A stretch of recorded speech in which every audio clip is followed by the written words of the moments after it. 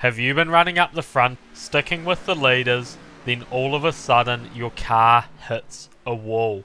It won't turn anymore, you're putting more wheel into it, but it's only slowing you down. Well, you might be wearing out your right front tyre. So in this video, I've got 5 tips to help you manage that pesky right front tyre a little bit better. Straight in with tip number 1, it's going to be steering ratio. Click on your garage, head to your chassis and you'll find steering ratio.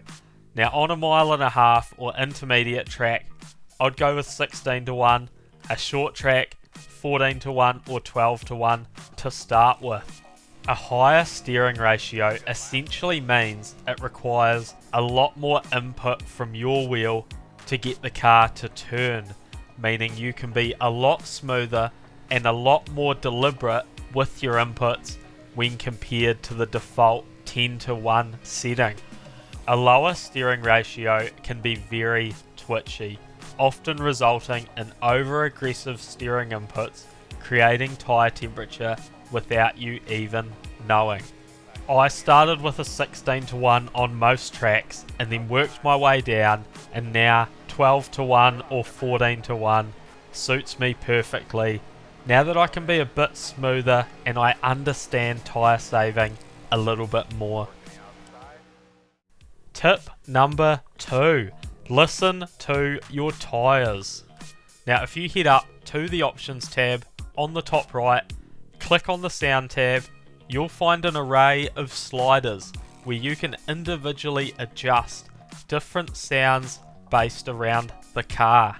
What you can do is slide away all of the sounds apart from tyres. Leave them as the loudest item. Now what this will do is it gives you a better understanding of how your inputs are affecting the tyres. The louder the scrub sound coming from the tyres means the more load the tyre is under, therefore creating more tyre temperature. Combining the sound of the tyres and the feel of your force feedback, you can start to learn where the limits of the tyres are and how you can find that sweet spot to make them last all race long. Tip number 3, focus on your line. Now the low line at most oval racetracks is going to be your best strategy for saving tyres. The mid-corner speed is often slightly lower down on the bottom and you can manipulate your car a little bit better. Now just running the low line is still not going to be enough.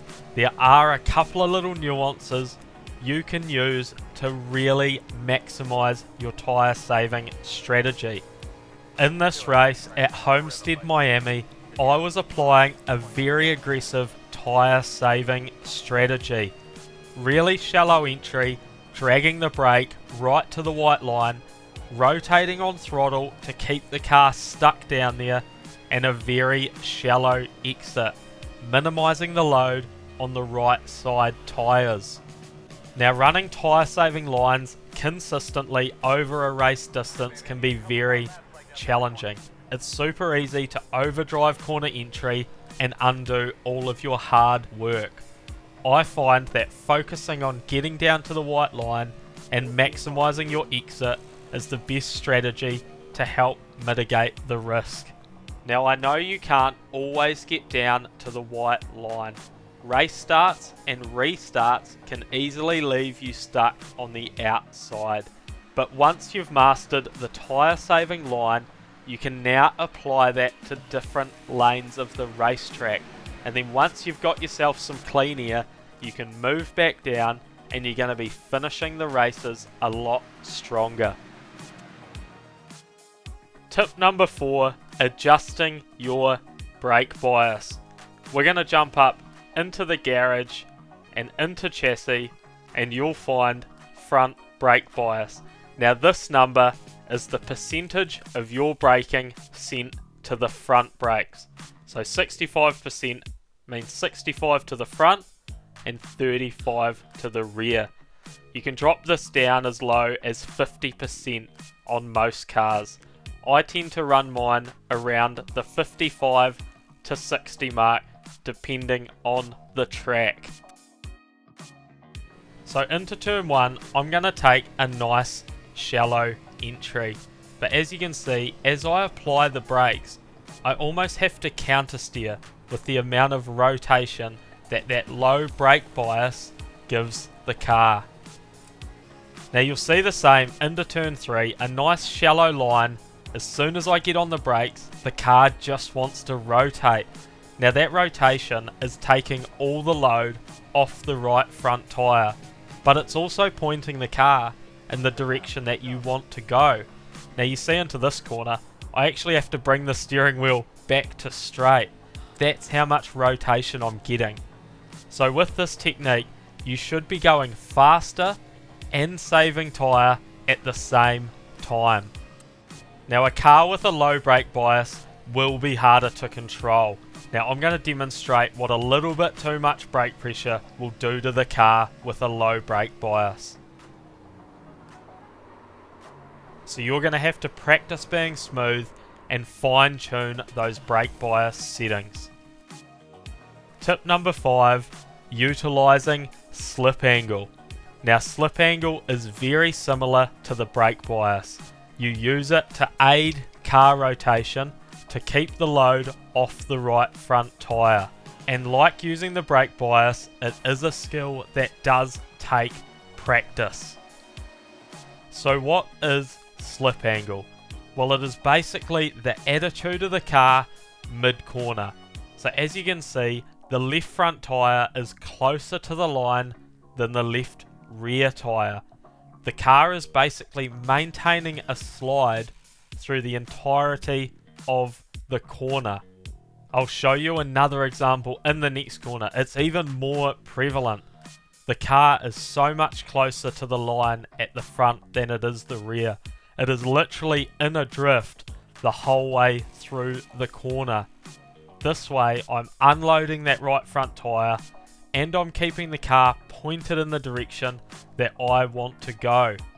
Now the technique for this is getting the car settled on corner entry, pointing the car down to the white line and then applying throttle aggressively. The aggressive throttle rotates the car and sits it up on the right rear tyre. Now you can see this line on the track. As we pass it, we're actually passing it with the rear of the car first. That is how sideways we are mid-corner. This means that the load on the right front tyre is very minimal. We actually got sideways off the corner there. Now we'll jump on board and I'll give you an opportunity to see what it looks like from the driver's seat. So we turn in like normal, nice and shallow, get the car settled and then on the throttle. And you can see how I can just stick down on the bottom. The car gets a little bit sideways as it's sitting on the right rear tyre. We'll run through that again with my inputs visible. So a dab of the brake, settle the car, then very aggressive on the throttle.